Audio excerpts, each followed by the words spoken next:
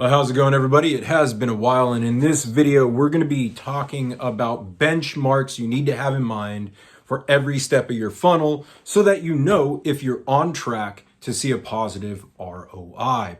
Now, when you roll out advertising, when you roll out funnels, particularly for professional services where you're trying to take strangers from the internet and turn them into a warm audience, and those warm audiences into consultations into paying clients, it's good to have some benchmarks to know if you're on track. Of course, by the end of the day, it's just got to have a positive ROI. In order to know that, the first thing you have to figure out is what's your average lifetime value. If you know what your average lifetime value of a client is, well, then you can start assigning an allowable cost of acquisition.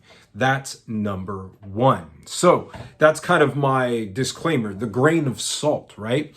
If your numbers don't coincide with the benchmarks I lay out in this video series, but you are still seeing a positive ROI, don't panic and turn everything off. Keep doing what you're doing, but find where kind of the chink in the armor is and concentrate your efforts there. We'll get more into the process of troubleshooting in a little bit later in this series. Okay, so we're going to be talking about ads. We're going to be talking about landing pages and opt-ins and lead gen. We're going to be talking about your conversion rate from any kind of webinar or VSL to a consultation, and of course your close rate with your consultations. All right, so those are kind of the four pillars we're hitting in this video. Let's talk about ads. Most people are running some kind of Facebook ad, and that's great. It's the low-hanging fruit. It's an easy platform to use. It can be very lucrative. However, if your ad is experiencing less than a 1% click-through rate, it sucks and you need to work on it.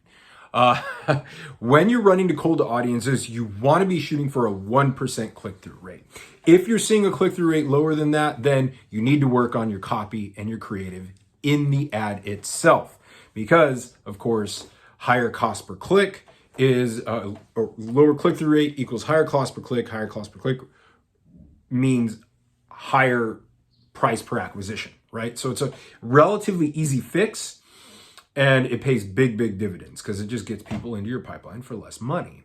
Okay, so what do you do if you're experiencing less than 1% click-through rate on the front end of your advertising to cold audiences? First thing, swap out your image, swap out your video. That's what catches the eye, stops the scroll. That's kind of the big leverage activity you can do to increase your click-through rates. And then second, of course, is test different variations of your copy, different ways of laying it out, different ways of articulating the offer, okay? That's the two things you can do with the creative. The other thing is you want to be testing multiple segments of your market. So don't just throw up one ad and throw a bunch of different interests and demographics into one ad group and just run it to everybody, because that very rarely works. What you want to do is you want to split your targeting up to one target per ad set and just test them one at a time, knowing that inevitably most of them aren't going to do well. Some are going to do okay, and some are going to knock it out of the park. You're going to run that 5-7 days, figure out what works, trim the fat, just turn off what's not, and then reallocate the budget to what is. No big deal. Those three things will bring your click-through rate up, lower your cost of acquisition, and again, it's relatively quick and easily to do. So to recap, if you're getting less than a 1% click-through rate on Facebook, your ad sucks. First thing you need to do is make sure that you swap out the creative, test different variations of copy. The other thing is you need to test each one of your market segments in a separate ad set, one at a time, on a limited budget for 5 to 7 days. Figure out what's converting, figure out what's not, shut off what's not, reallocate the budget to what is. Simple stuff. If you have questions, ask below. I don't know where you're watching this. Might be on Facebook, might be in my Facebook group, might be on YouTube. I check them all about once a week. If you have any questions, throw it below. I'd be happy to help you out. Have a good one.